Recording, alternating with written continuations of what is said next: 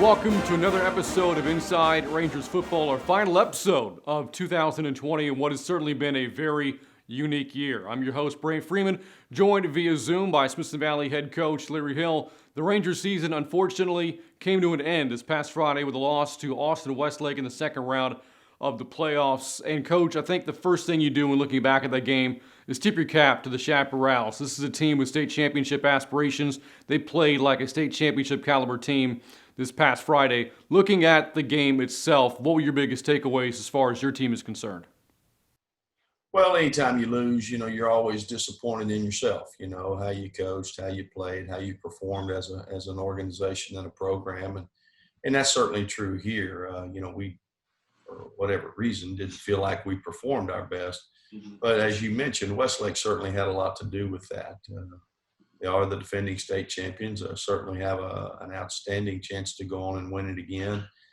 So you want to give all the credit to their program, their players, their coaches, and they kind of got up on us quick, and it snowballed. And we're not necessarily a match 'em blow for blow style of team. You don't see us in a lot of 52-49 games, and once it got going like that, it became difficult for us. And the outcome is what it is. But so again, hats off to Westlake, their staff, and their players. Well, let's now recap the season for you. Your football team finishes with a record of 8-3. And I think simply getting in 11 games, given the circumstances presented by the pandemic, is an accomplishment in of itself. You never had a game postponed because of issues within the Rangers program, and even games that were postponed because of some of the issues with other teams you were able to make up later on in the year. I mentioned at the outset what a unique year this has been. We've been doing the show all year long via Zoom, just to give you an example of how unique it has been. But how proud are you of the fact that you were able to get in 11 games this season?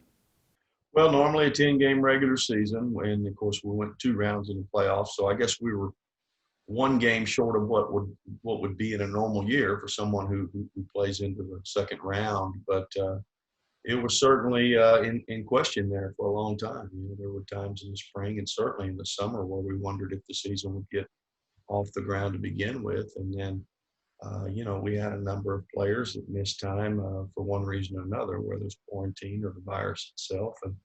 And then you mentioned the other schools. It takes 2 to tango. So 2 different times our games were postponed at the behest of the other team. And would we make them up? When would we make them up? Will there be others? Will we ever have a situation where we're not able to field a competitive team? So that was lurking over every single day. And, all year long, every time the phone rang, I just cringed because, what's this going to be about?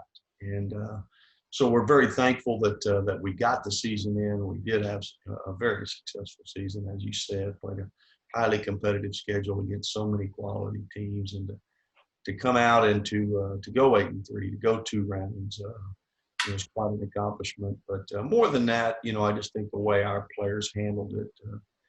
We can't predict what's next. We can just predict how we prepare, and they embraced that mantra and really lived it all year.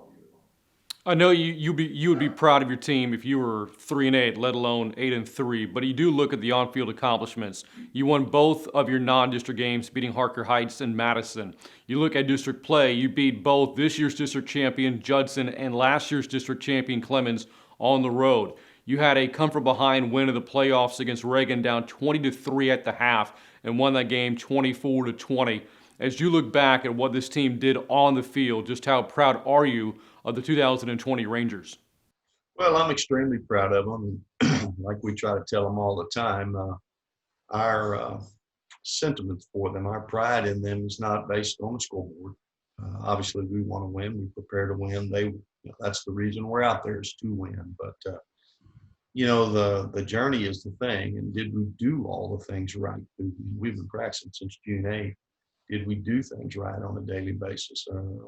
Or was there attention to detail, showing up, grinding each day, in the preparation of it? There's a way a quality football team is supposed to prepare, and these guys exemplified that every day. And the natural byproduct of that is usually winning on the field. But in a league like ours, you mentioned our non-district opponents; those are 2 playoff teams, and of course within our district we have three other playoff teams besides ourselves, and two or three others that would have been a playoff team in any other league, and then to take on another district champion in the by-district round, and then of course Westlake. So they went up against quality opponents all year. So that kind of record against that kind of schedule is outstanding. But it's appropriate based on who our kids were, their character, and how they prepared throughout that. I now want to break down phases of the game for you and looking back at 2020. The play of the offense. It was an offense predicated around the run. The quarterback this year was Jalen Nutt. His first season playing quarterback at the varsity level, as we all know, played at corner to start his varsity career. The position wasn't foreign to him. Played quarterback as a freshman and did so in middle school, but certainly there's a vast difference between playing in junior high and freshman at quarterback and playing at the varsity level. So there was a big learning curve to be had. How do you feel as if Jalen handled himself in that position this year? Well, I thought he did outstanding. I don't know that he could have done any better. To play quarterback at the 6A level in Texas, and with the schedule that we played against, and there's not a whole lot of on-the-job training. You're up, just go. It's time to go. And and you mentioned he'd been away from it for 2 years, been our starting cornerback since first game of his sophomore year. So to embrace that role and to find out what his skill set called for, so that we could build an offense around that, we had to do that on the fly. But he more than justified our decision to go that direction. He's a high quality kid. He's a high character guy. He's a leader, so he has all the intangible things you want from a quarterback position, as well as the skills. He's, of course, did some things with his feet, with his arm, and then more than anything, kept us moving in the right direction. So he's a big part of our success. You look at the defense, and I think you have to start up front and the defensive line, just how well they played this season, anchored, of course, by the play of Trey Moore, who had a phenomenal year for you playing a defensive end. You look back at linebacker in the middle, Darlington Frash. Speaking of players changing positions, of course, began his career as a running back as a freshman, played linebacker for the past two seasons and played really well for you this year in the middle. Into the secondary, Noah Flores made a number of plays. David DeHoyos, a young player, a sophomore, was in on a number of big plays, including the pick six against Reagan in the playoffs, and Blake Bowman also at safety. So you look at the defense, how quality was the leadership you got from players like that throughout the year? Well, that was big. You can't win at this level without playing great defense. You just can't. I know prolific offenses are kind of the rage right now in football, but the teams that really have a chance to win at a high level are teams that have that play good defense. And starts with the secondary, but then up front, you've got to be able to pressure passers and not let them hold the football. And you mentioned our defensive front. A number of players played well there. You mentioned Trey Moore. I don't know if he's in a class all by himself, but whatever class he's in, roll call doesn't take very long. So, he stopping the run, stopping the pass, influencing others, getting kids to prepare at a high level like he does, to practice with attention to detail like he does. He rubbed off on other people. So his contributions went beyond the obvious things that you would see on a Friday night. And I think the biggest thing we did was take care of the football and offensively, and then get takeaways on defense. I think we were plus 13 on turnovers, and I think that was a big part of our win. You're saying goodbye to 33 seniors who played their final game as Rangers this past Friday. What is your message to them as, again, they finish up their high school careers and now move on to the next phase of their lives? Well, it's one of gratitude. We ask a lot of our players, and I think most programs do, but certainly ours do. We probably meet. We spend more time in the film room and the meeting room than maybe any team, certainly most. And practicing at different times of day, and then some of them are remote learners bouncing back and forth between campus and home. In this unique year of COVID education, and so for guys to stay the course and come all the way through our program and see it through to the end. Some of them, as you mentioned, had big roles. Some had smaller roles, and didn't get the notoriety that others do. And that's rare in this day and age. We live in kind of instant gratification society. I'm willing to work hard if I know it's going to pay off. If I know we're going to win every game, I'm all in. If I know I'm going to play every snap and be the guy that gets a lot of headlines, then I'm all in.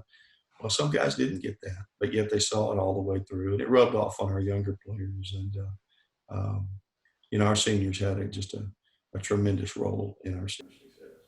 Again, I go back to just how unique this year was, and the calendar will finally turn to 2021 here pretty soon.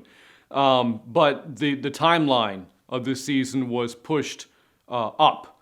You didn't start your season until late September. Here we are recapping a second round playoff game just outside of Christmas. The state playoffs will go into January. I have to assume then that will also impact the preparations for next year as well. What is the timeline for your program moving forward now? Well, we'll have to tackle that a little bit as a staff. We've been coaching and playing and preparing since June 8th, as we mentioned. And then now we are on Christmas holidays, so we didn't roll back into school on Monday, meet with our seniors, meet with our team, take the season-ending photo, launch off season. Some of the things you do when things are on a normal timeline. But we'll figure it out. Spring sport, of course, basketball is already into district play, and it won't be long before baseball and track are going, which many of our athletes will be involved in. So we'll have to work through that because it's a year like no other. We don't have a blueprint for this. We'll have to adapt, but that's kind of been what we've had to do ever since the pandemic started. I'm not sure what tomorrow's going to be or next week's going to be, but we'll have a plan. We'll work the plan, but we better be ready to make sure we write the plan in pencil and have an eraser and be ready to adapt. But our players will be ready. Well, Coach, I look forward to the next time that you and I can be in the studio together. Looking forward to that as we look ahead of the 2021 season this coming fall. But can't thank you enough for making yourself available in what has been a very unique and challenging year over these Zoom calls, so to speak, throughout the season. So again, thank you so much for your availability and transparency throughout the season.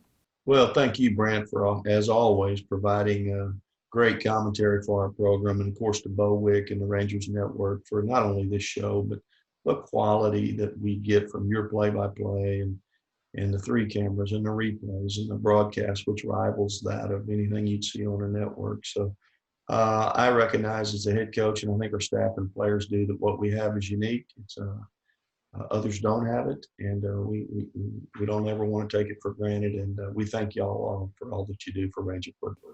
All right, Coach. Well, we'll see you next season then. Okay, Brant. Thank you so much.